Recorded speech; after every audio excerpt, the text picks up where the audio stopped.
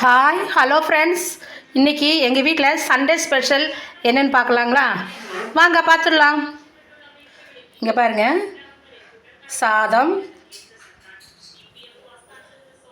இது பார்த்திங்கன்னா கருவாட்டு குழம்பு. ஏன்னா எங்கள் வீட்டில் எங்கள் சித்தி இருக்காங்க. அவங்க சிக்கன் மட்டன்லாம் சாப்பிட மாட்டாங்க. அதனால் அவங்களுக்காகவே கருவாடு போட்டு, வஞ்சர மீன் கருவாடு இருக்கு இல்லைங்களா, அந்த கருவாடு போட்டு இன்றைக்கி அவங்களுக்கு நல்ல புளியெல்லாம் ஊற்றி நல்ல டேஸ்ட்டாக சுவையாக காரசாரமாக அவங்களுக்கு கருவாடு குழம்பு வச்சுருக்கேங்க.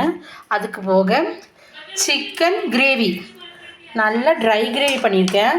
இதில் பார்த்தீங்கன்னா உருளைக்கிழங்கெல்லாம் போட்டு, இங்கே பாருங்கள் உருளைக்கிழங்கெல்லாம் பாருங்கள், உருளைக்கிழங்கு போட்டு செஞ்சோம்னா சிக்கன் கிரேவி நல்லா சுவையாக இருக்குங்க.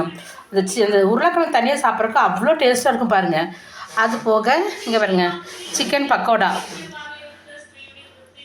எப்படி இருக்குது பாருங்கள்.